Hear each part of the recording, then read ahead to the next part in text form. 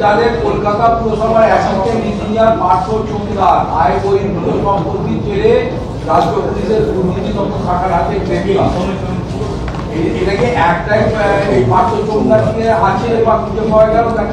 পার্থ চৌংদারকে আমরা এই একটা এতে আমরা ডিপি করেছিলাম, সাসপেন্ড করেছিলাম এবং তারপর আমরাও ভিজিলেন্স করে ওটাকে রেফার করে পাঠিয়েছিলাম।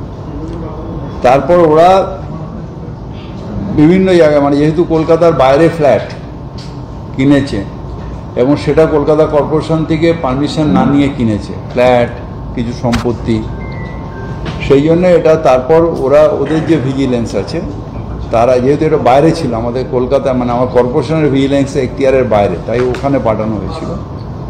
ওরা এটা ভিজিলেন্স করে দেখেছে যে ইট ইজ অফেন্সিভ মানে অন্যায়, তাই ওকে অ্যারেস্ট করেছে।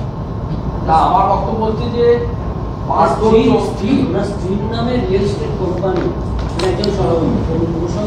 আমরা তো ওটা পেয়েছিলাম যে কিছু দেখুন আমি তো বা আমাদের ভিজিলেন্স সেল 100% তো কোথায় কি আছে এই এখতিয়ার আমাদের নেই, কিন্তু এখান দিয়ে ইনফরমেশান কালেক্ট করে যে ওদের নট মানে আমাদের রুলস অনুযায়ী নয়, কিছু ডালমে কালা হয়, সেই জন্য ওর এগেনস্টে ডিপিও হয়েছিল, সাসপেন্ডও ছিল। তারপরে আমরা ওখানে পাঠিয়েছিলাম, ওরা এটাকে করে দেখেছে যে হ্যাঁ ঠিক আছে, ওরা অ্যারেস্ট করেছে।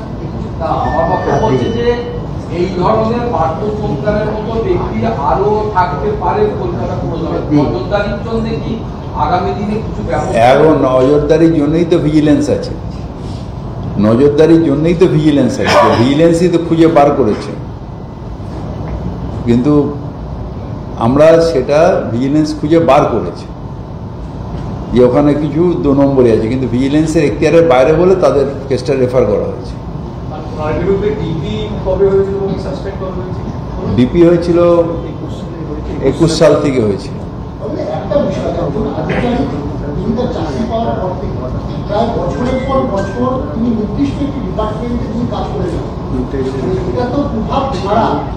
না, এটা কোনো প্রভাব না, আপনারা এই প্রভাবশালীটাকে ছেড়ে দিন।